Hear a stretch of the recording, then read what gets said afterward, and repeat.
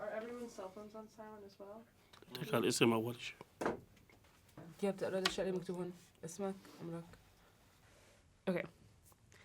So, Dad, I was 9 years old. I was coming home from school after an early dismissal. Mom had just picked me up, and she was trying to explain to me on the car ride home like what had just happened. And we walk inside, and then you're standing in front of the TV, and we see the loop come on the television of 2 planes crashing into the Twin Towers. And then during that moment, you turned back to us and you said, they're going to blame us. Yeah, that's what. And it's going to get much worse. Yeah. What happened with all the stuff that was taking place in the flea market? Yeah, we have a business in a flea market, and I was there for almost 5 years or 7 years. My best friend, he's a Jewish guy across the hall from me. We are friends. It's every weekend we meet together, we talk about everything. But after September 11 happened, you and your brothers, like you're like younger, like 4 years old, and your brothers like 2 years old, they start like calling you names.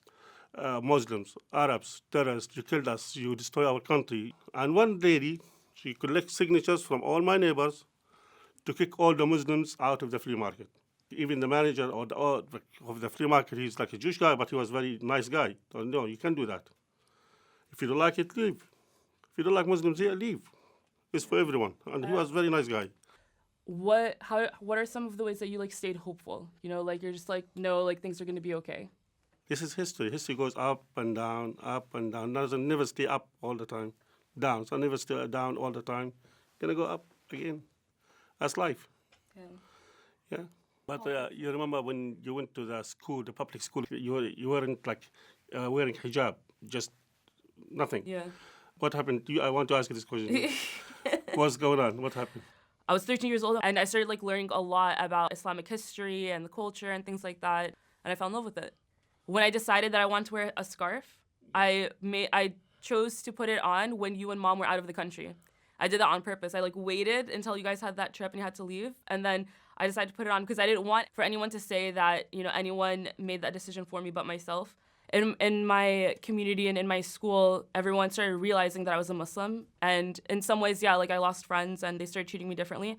But then a lot of people started coming to me to ask me their questions. If they didn't understand something about Islam or they heard something in the news that they weren't sure like what was true or what was real. And then I was just like, oh my God, I have to do my research and actually know all this stuff so that I know I can give them a response, you know? So it's kind of like a new role for me. A lot of the opportunities like popped up and stuff. A lot of them you encouraged me to take, you know? Yeah. About like, increasing understanding and improving tolerance amongst people and stuff like that. So, love you. Shake hands. Deal. Thank you. Thank you. See, it flew by. I told you.